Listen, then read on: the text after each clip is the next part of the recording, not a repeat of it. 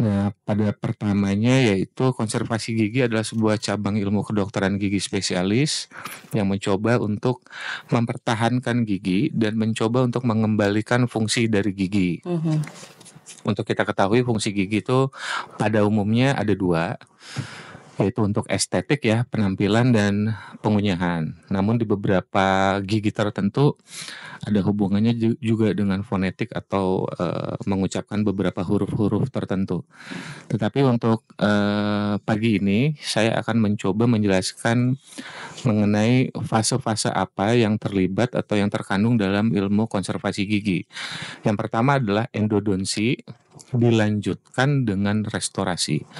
Endodonsi itu apa sih, Dok? Endodonsi itu sebenarnya adalah tahapan perawatan yang mencoba untuk mengangkat atau menghilangkan bakteri-bakteri yang ada pada saluran syaraf gigi.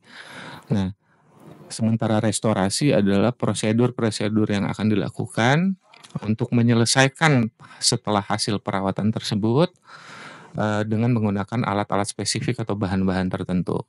Jadi kalau endodonsi itu lebih ke arah infeksi bakteri pada sebuah gigi, dan pada umumnya masyarakat taunya itu harus dicabut. Ternyata dengan ilmu kedokteran gigi spesialis konservasi gigi, gigi ini bisa dipertahankan. Tentu saja tidak semua dipertahankan dan tidak semua gigi harus dipertahankan. Tapi dalam bahasan ini saya mencoba membahas untuk indikasi gigi-gigi seperti apa yang harus atau bisa dipertahankan, tidak harus dicabut. Pada umumnya mayoritas masalah gigi itu ya keterlibatan bakteri. Oleh karenanya, endodonsi menjadi fase pertama dalam bidang ilmu konservasi gigi untuk menyelesaikan masalah intinya, yaitu masalah gigi berlubang yang disertai oleh keterlibatan bakteri yang dominan. Nah, endodonsi pada umumnya masyarakat mengenal dengan perawatan saluran akar, PSA atau perawatan saluran syaraf. Nah, itu adalah bahasa yang umum didengar oleh masyarakat. Tapi secara medisnya, terminologi medis kita sebut biasanya endodonsi. Dan yang kedua, setelah perawatan itu dilakukan, maka masuklah fase akhirnya, yaitu fase restorasinya. Jadi setelah kita melakukan perawatan-perawatan tersebut, tentu saja harus kita selesaikan dengan sebuah prosedur yang kita namakan restorasi. Bahasa awamnya mungkin penutupan lah, penyelesaian dari perawatan yang dilakukan. Jadi konservasi gigi itu tidak bisa dipecah dari endodonsi saja atau restorasi saja. Jadi konservasi gigi itu meliputi keduanya, endodonsi dilanjutkan atau diakhiri dengan restorasi. Mungkin sementara pendahuluannya seperti itu. Jadi endodonsi dan restorasi memang itu berkesinambungan. Betul, berkesinambungan.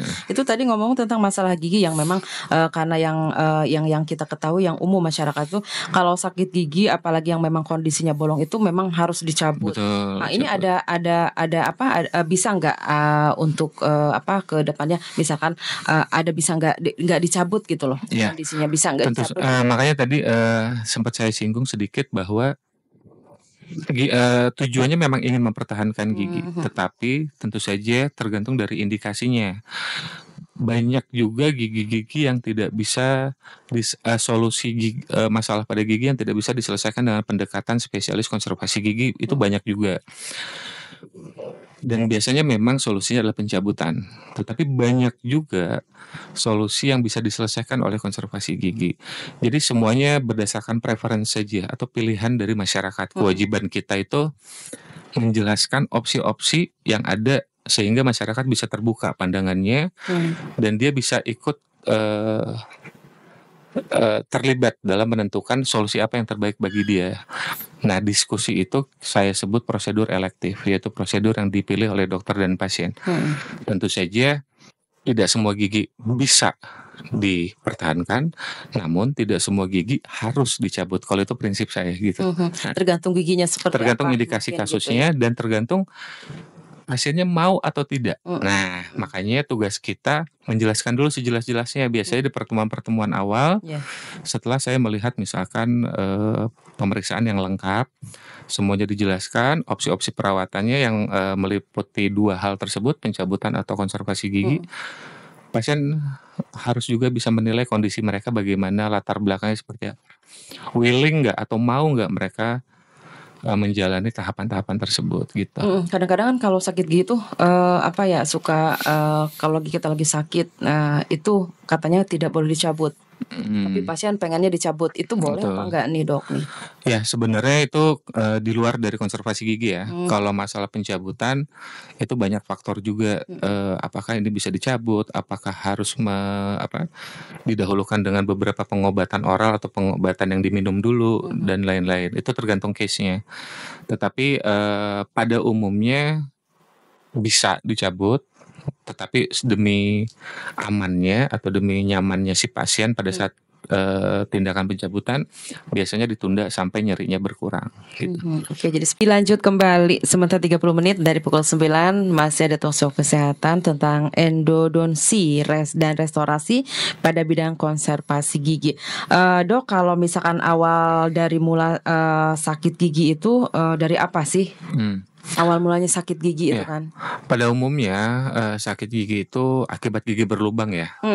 Tetapi pertanyaan sebenarnya adalah kenapa gigi bisa berlubang. Nah, pada teori pada umumnya itu kita sebut multifaktorial. Multifaktorial itu berarti banyak faktor yang menyebabkan, kemudian irisan dari faktor-faktor tersebut adalah biasanya menyebabkan lubang pada gigi. Pada umumnya adalah host atau kitanya sendiri, kemudian ada keterlibatan bakteri, kemudian ada faktor-faktor lain. Jadi multifaktorial. Sehingga itu menyebabkan gigi berlubang. Nah, pada umumnya gigi berlubang pun ada beberapa tahapan.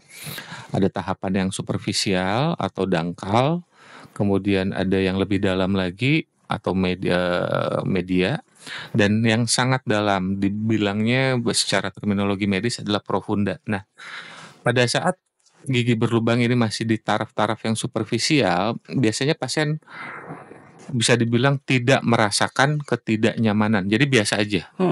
Jadi nggak ngerasa giginya ada lubang, bahkan nggak pernah ngerasa apa-apa lah. Nah, pada saat itulah dimana kitanya teledor kasarnya, dan kitanya juga oral hygiene atau kebersihan rongga mulutnya kurang diperhatikan. Mungkin juga disebutkan beberapa faktor tertentu sehingga bakteri yang sudah ada di dalam situ makin menyebar. Kalau bahasanya makin berkoloni, manggilin teman-temannya tuh. Makin lama makin ngegrogotin dan akhirnya dari yang superficial menjadi media, menjadi profunda. Pada umumnya pada saat dia sudah lebih dalam di tahapan media biasanya pasien udah merasa ketidaknyamanan. Tapi pada umumnya masyarakat kita ya kalau nggak sakit-sakit banget mah nggak ke dokter gigi ya. Jadi akhirnya ya makin lama makin dalam lagi Yang dia. anehnya itu Pak Dokter, udah tahu sakit gigi itu kan sangat ripuh ya. Iya.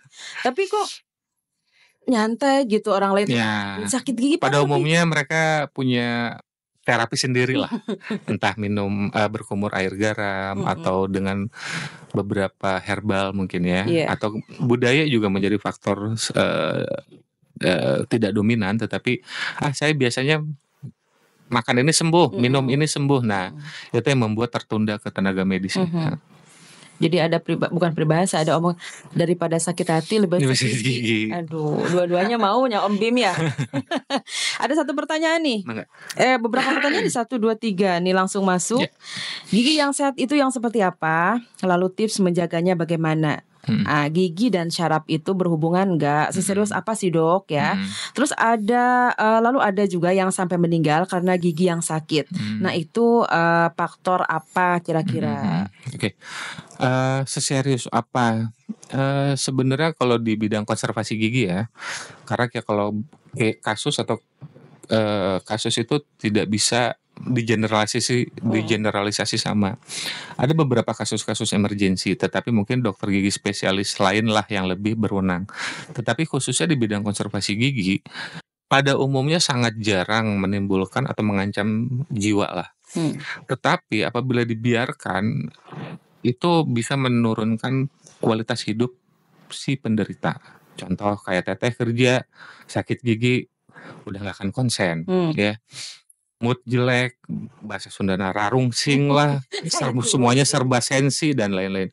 Kalau saya mengistilahkan itu penurunan pola kualitas dalam kehidupan sehari-hari.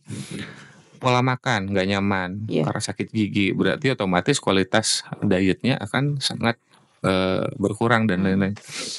Tetapi sejauh mana sih ini bagaimana gigi yang sehat? Tentu saja pada umumnya tidak ada keluhan, tetapi tadi saya udah singgung, tidak ada keluhan belum tentu bersih dari gigi berlubang. Karena kalau gigi lubangnya superficial, tadi saya udah bilang, pasien tidak merasakan ketidaknyamanan. Jadi apa dok yang sebaiknya dilakukan? Satu, secara mandiri minimal penyekatan gigi secara baik frekuensinya dan tekniknya. Seperti teknik sirkular, memutar pada daerah depan gigi. Itu cukup bisa membuat kondisi gigi kita tuh terjaga lah. Tapi kalau ingin lebih spesifik, per 6 bulan sekali ada atau tidak ada keluhan, datanglah ke dokter gigi. Tidak harus ke dokter gigi spesialis konservasi gigi, ke dokter gigi umum pun dievaluasi, diperiksakan kondisi rongga mulutnya. Biasanya daerah-daerah yang kita tidak bisa lihat atau tidak terasa, insya Allah akan ditunjukkan oleh dokter giginya. Bapak Ibu ini ada lubang dikit, Bapak Ibu, atau bagaimana kondisinya. Jadi pendekatannya adalah pendekatan mandiri di rumah, kemudian pendekatan secara eksternal dengan mengunjungi dokter gigi secara berkala. Nah, kalau ada pasien yang sampai meninggal dunia akibat masalah pada gigi, tentu saja itu tidak serta-merta khusus dari giginya saja.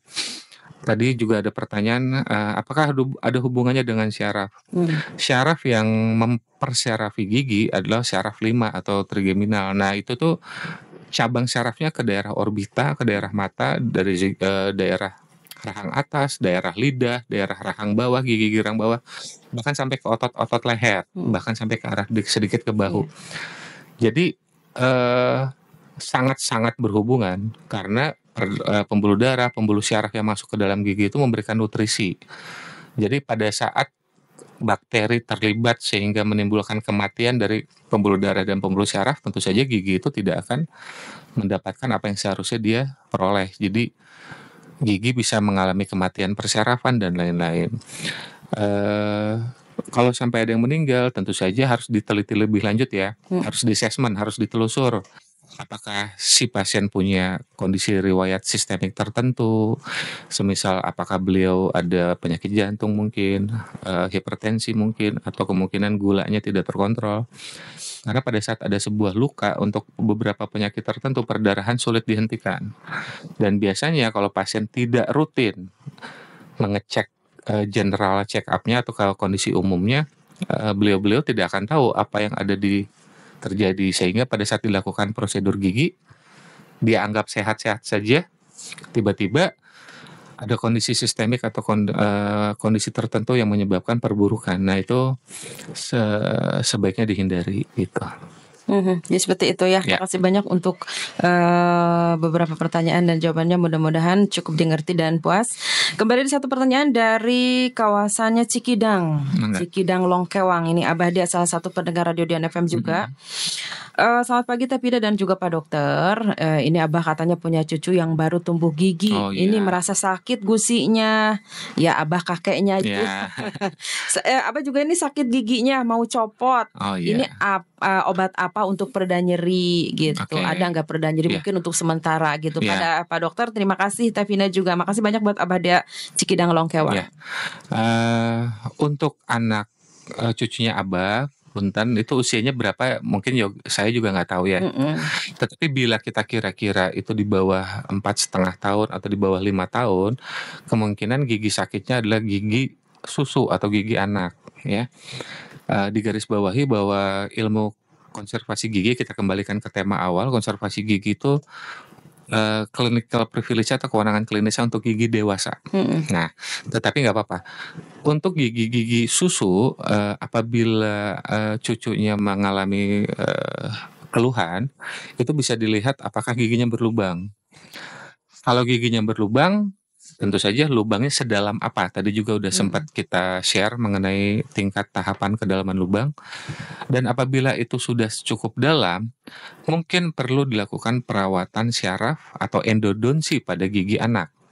Tetapi dilihat usianya. Kalau usianya itu usia-usia yang sudah hampir tumbuh gigi dewasanya, yaitu sekitar 5,5 hingga 6 tahun, mungkin tidak perlu perawatan endodonsi yang terlalu konservasi gigi yang terlalu kompleks.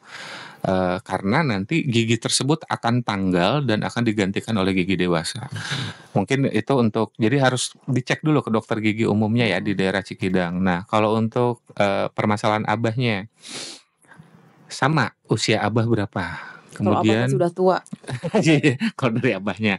Nah, tetapi balik lagi, kegoyangan gigi tentu saja banyak penyebabnya. Satu, apakah gigi itu ditopang oleh jaringan pendukung yang sehat? Ingat bahwa rongga mulut ini bukan satu unit berdiri sendiri, tetapi gigi ditopang oleh tulang dilindungi oleh gusi dan lain-lain, sehingga perbandingan gigi itu yang tertanam itu 2, yang terlihat 1, jadi 1:2. Kalau perbandingannya berubah 1:1 misalkan, yang terlihat 1, yang di dalam 1, masih cukup kuat. Tapi pada saat dia udah 2:1, itu grade mobility atau derajat kegoyangannya bisa bervariasi. Kalau udah 2:1, mungkin derajat kegoyangannya udah 3, udah ke semua arah. Berarti 1, pendekatan dokter gigi spesialis periodonsi. Alhamdulillah Sekarwangi juga punya dokter gigi spesialis periodonsi. Periodonsi itu temannya konservasi gigi, bahwa kalau konservasi gigi itu benar-benar giginya, tetapi kalau periodonsi itu spesialisasi untuk jaringan pendukungnya. Jadi akan di-assessment oleh periodonsi untuk kondisi jaringan pendukungnya, konservasi gigi masuk untuk giginya. Tetapi harus dilihat juga kegoyangan gigi ini akibat apa? Apakah gigi abah bawahnya atau atasnya ada lawannya? Karena karakteristik gigi adalah mengisi ruang kosong. Jadi contoh, gigi atas abah goyang. Ternyata dilihat bawahnya tidak punya gigi lawan.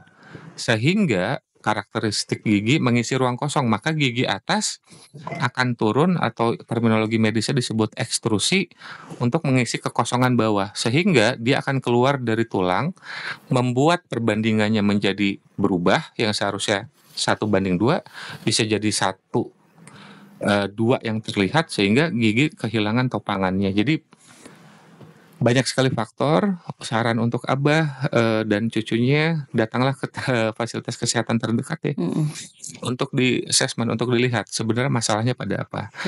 Dan untuk obat pereda nyeri, nah apakah bisa disebutkan, mungkin kurang etis, nanti bisa di WA ke tetehnya. Tetapi banyak kok abah pereda nyeri yang bisa didapatkan secara mandiri tanpa resep dokter. Nanti bisa di-share melalui WA-nya mungkin saja. Boleh. Ya. Dan terima kasih banyak buat Abah Dea. Semoga Abah secepatnya ini bisa datang ke ke dokter gigi Abah untuk periksakan seperti apa dan bagaimana. Itu harus ditindaklanjuti ya, Abah ya. Sakit gigi itu rungsing loh, Pak. Aduh, udah nggak ini ya. Kembali satu pertanyaan. Ada 2 pertanyaan dari warga Cigombong. Kang Ardi, terima kasih banyak sudah hadir di sini. Assalamualaikum, salam sehat bersama RS Karwangi. Tanya dong, Dok. Boleh.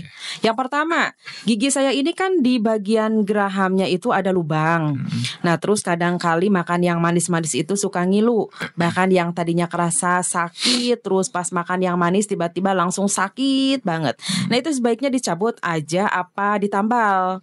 Yang kedua, ada mitos kalau kita lagi sakit gigi itu bisa dicegah melalui pijit lewat jari kaki. Nah, itu beneran bisa enggak sih? Makasih, Dok. Assalamualaikum. Kang Ardi Cigombong, makasih banyak. Hatur nuhun Kang Ardi pertanyaannya. Yang pertama, gigi geraham saya berlubang. Berlubang pada saat makan manis itu menandakan bahwa pembuluh darah dan pembuluh syarafnya masih cukup sehat. Sehingga saat ada rangsang atau manis atau air minum, makan, syaraf langsung merespon. Itu menandakan persyarafannya masih cukup baik. Tetapi apabila respon-respon tersebut muncul tiba-tiba, misalkan Kang Ardi lagi nggak ngapa-ngapain, lagi nonton bola, tiba-tiba cenut sakit gigi, itu biasanya gejala spesifik di mana bakteri udah masuk ke ruang syaraf.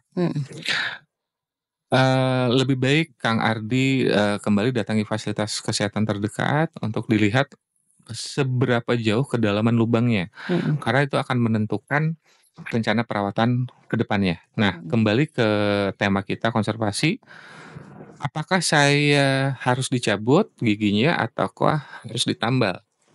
Yang lebih tepat mungkin apakah saya harus dicabut atau saya harus dikonservasi gigi? Kenapa?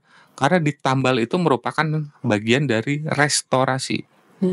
Jadi seperti yang tadi udah diutarakan, konservasi gigi itu adalah endodonsi dan restorasi.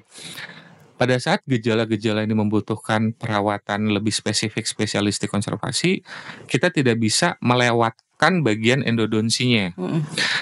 Penambalan itu bagi saya hanya produk akhir setelah perawatan intinya dilakukan. Jadi kalau misalkan gigi Kang Ardi, masalah utamanya adalah bakteri.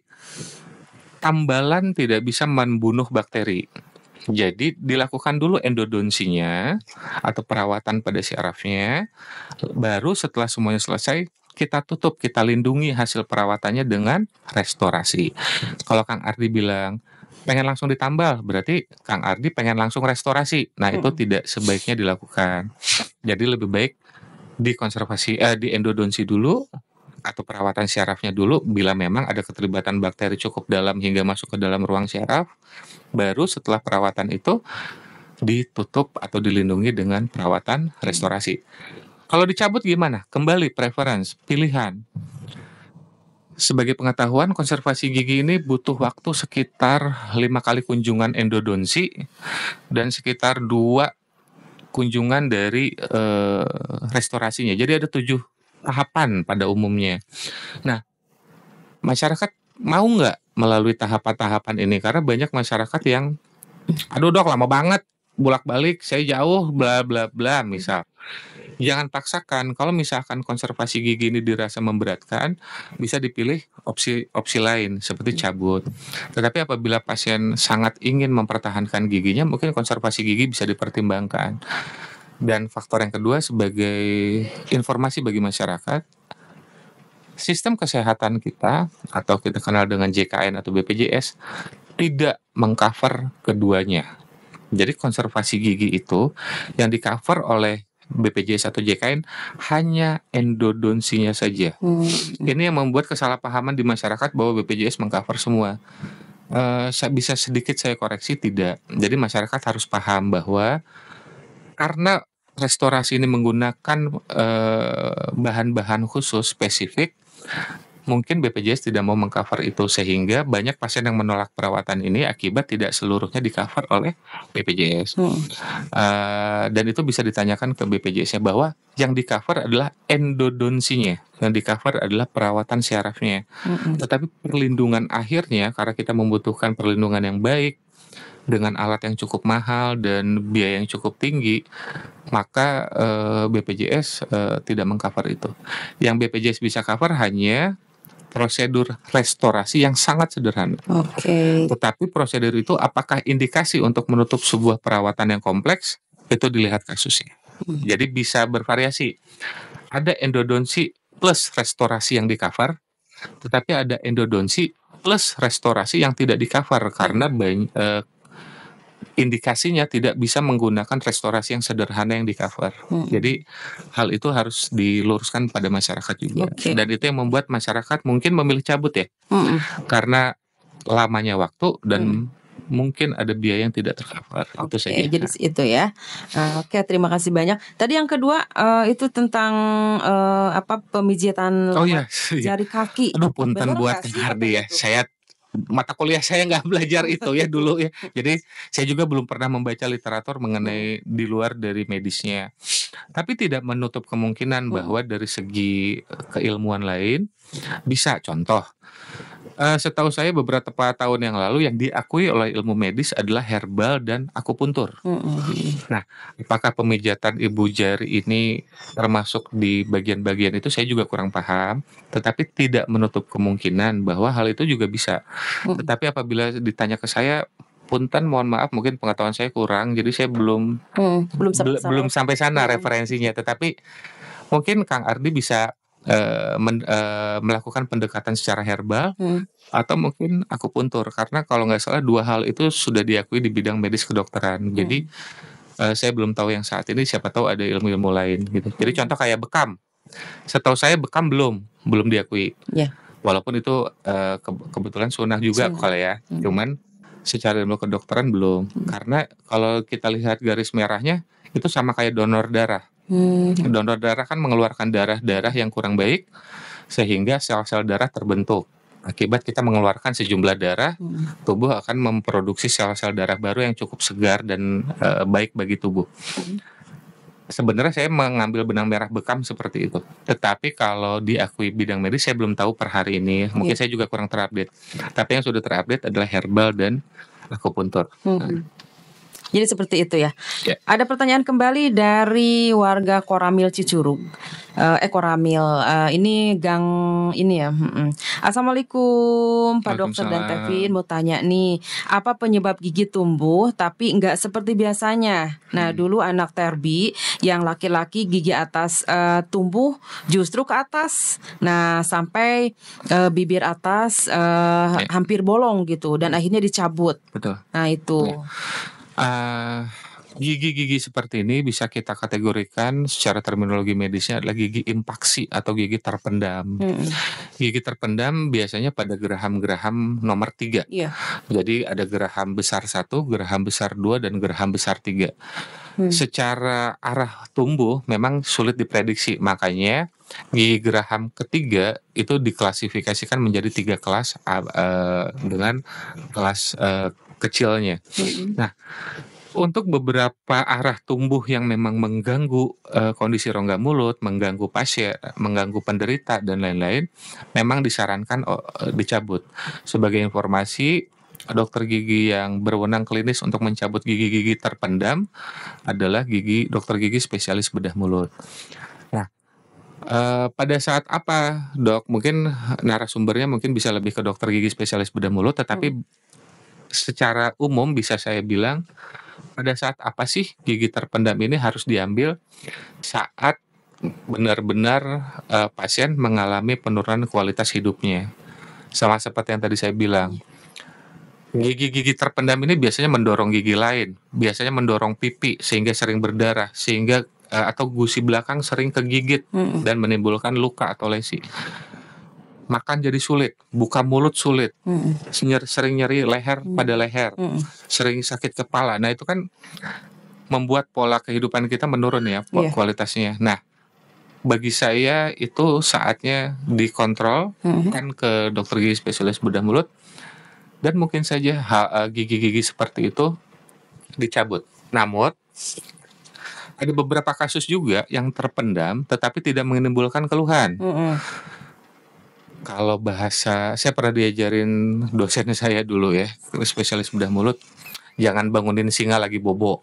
Jadi kasarnya, kalau memang gigi-gigi ini tidak menimbulkan masalah yang sangat parah, biarkan saja.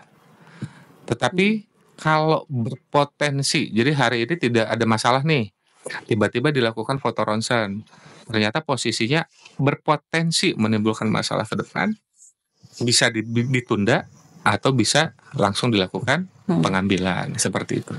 Oke, untuk pertanyaan terakhir, plak pada gigi harus dibersihkan setiap berapa lama katanya? Oke, kalau plak itu deposit lunak.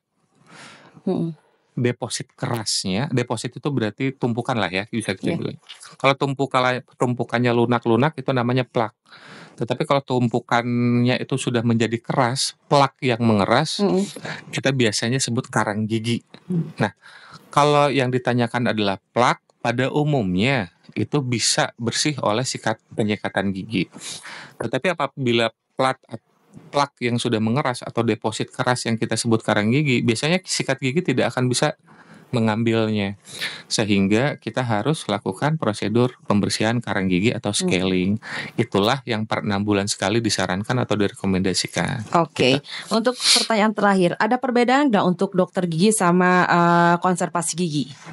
Nah ini juga pertanyaan yang sering atau masyarakat nggak tahu ya. Bagaikan dokter umum dengan dokter spesialis mata, dokter spesialis THT, dokter spesialis jantung dan lain-lain. Jadi dokter gigi umum ada juga dokter gigi spesialisnya. Ada 8 spesialisasi kami. Jadi sama kayak dokter umum ada mata, THT, jantung, penyakit dalam dan lain-lain.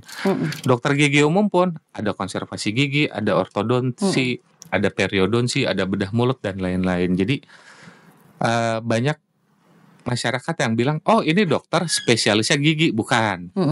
Ini dokter gigi spesialisnya apa? Konservasi, ortodonsi, sama kayak ini dokter. Bukan dokter spesialis. Jadi ada umumnya, ada spesialisnya. Dokter gigi pun sama, ada umumnya, ada spesialisnya. Oke, jadi seperti itu ya. Betul. Dokter, ini kalau melihat perjalanan waktu kayaknya udah mepet banget. Kita tarik kesimpulan saja dalam bahasan kita tentang endodonsi dan juga restorasi. Silakan dokter. Jadi konservasi gigi adalah sebuah ilmu kedokteran gigi spesialis yang mencoba untuk mempertahankan gigi dan mengembalikan fungsi gigi. Konservasi gigi terdiri dari 2 fase utama, yaitu fase endodonsi atau perawatan syaraf gigi atau perawatan saluran akar gigi, dan dilanjutkan atau diakhiri dengan fase restorasi atau penutupan akhir atau prosedur yang dilakukan untuk menyelesaikan perawatan konservasi gigi menggunakan produk-produk atau bahan-bahan atau alat-alat tertentu. Konservasi gigi bisa dipandang sebagai salah satu solusi atau pendekatan medis spesialistik konservasi gigi bisa dianggap sebagai solusi untuk bagi pasien-pasien yang ingin mencoba untuk mempertahankan giginya. Apabila pasien merasa bingung harus memilih cabut atau pendekatan konservasi gigi, bisa datang ke Rumah Sakit Sekarwangi untuk bertemu dengan dokter gigi spesialis konservasi giginya untuk minimal kita diskusi, minimal kita assessment, minimal periksakan dan tanya apa saja boleh. Kebenaran saya tipenya juga sering ngobrol, jadi kalau saya fokusnya ngobrol dulu aja ya, supaya pasien juga tahu kondisinya gimana dan pasien pun mengerti pilihan-pilihan opsi perawatannya apa. Intinya datang, tanya dulu, kita kenalan dulu, konsultasi dulu.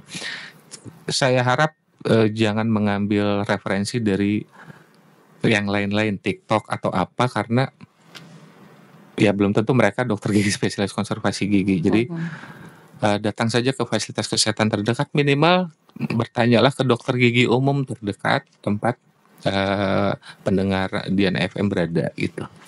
Gitu, oke. Terima kasih banyak untuk Pak Dokter sudah ngobrol kita bareng-bareng di sini tentang endodonsi dan juga restorasi pada bidang konservasi gigi. Insya Allah di